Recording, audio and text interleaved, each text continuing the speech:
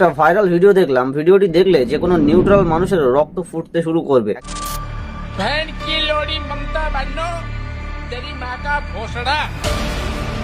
अब तू जीत के दिखा इलेक्शन, पूरा हिंदू एक हो गया। तेरी माँ जो सफेद साड़ी और हवाई चप्पल है तेरे गाड़ में डाल देगी बहन की लोड़ी बंगालन।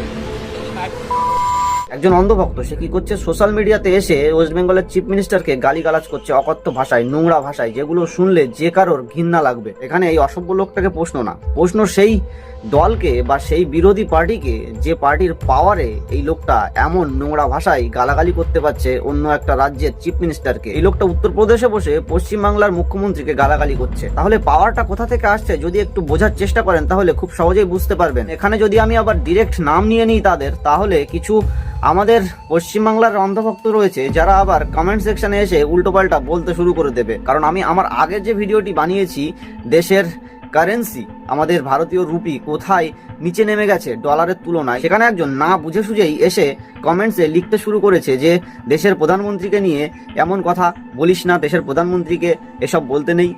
তো এই জন্য আমি বলতে চাচ্ছি না, আপনি যদি বোঝার ক্ষমতা থাকে তাহলে বুঝে নিন। বড় এসেছে হিন্দুদের একতাবদ্ধ করতে। আমি এখানে যারা অন্ধভক্ত না সেই সব মানুষদেরকে জিজ্ঞেস করতে চাই যে কোনো হিন্দু এরকম অসভ্য গালাগালি, নোংরা ভাষায় গালাগালি কি সাপোর্ট করে? এরা শুধু ধর্ম দেখিয়ে ভেদাভেদ করাতেই জানে। প্রথম কথা, একজন মহিলা হতে পারে উনি মুখ্যমন্ত্রী, কিন্তু যে কোনো মহিলার উপরে এমন ভালগারিটি আর নোংরা কথাবার্তা বলা, এটাই কি পরিবর্তনের দৃশ্য? উত্তরপ্রদেশে বসে ওয়েস্ট বেঙ্গলের সিএমকে গালাগালি করাটা পূর্ব পরিকল্পিত, আর পিছনে যদি কারোর সাপোর্ট না থাকে তাহলে কারোর ক্ষমতা নেই এমন দুঃসাহস দেখানোর, তাও আবার ওয়েস্ট বেঙ্গল ইলেকশনের প্রথমে। যারা একজন মহিলাকে সম্মান দিতে পারে না তারা দেশের কি ভালো করবে? আমি একজন কন্টেন্ট ক্রিয়েটর হিসাবে একটা বিষয় নিয়ে ভিডিও করেছি, তাতেই আমার ভিডিওর কমেন্ট সেকশনে এসে বলতে শুরু করে দিয়েছে যে প্রধানমন্ত্রীর নামে এমন কথা না বলতে। আমার থেকে বড় বড় ক্রিয়েটররা এই ভিডিও বানিয়েছে, এইটার বিষয়ে কথা বলেছে।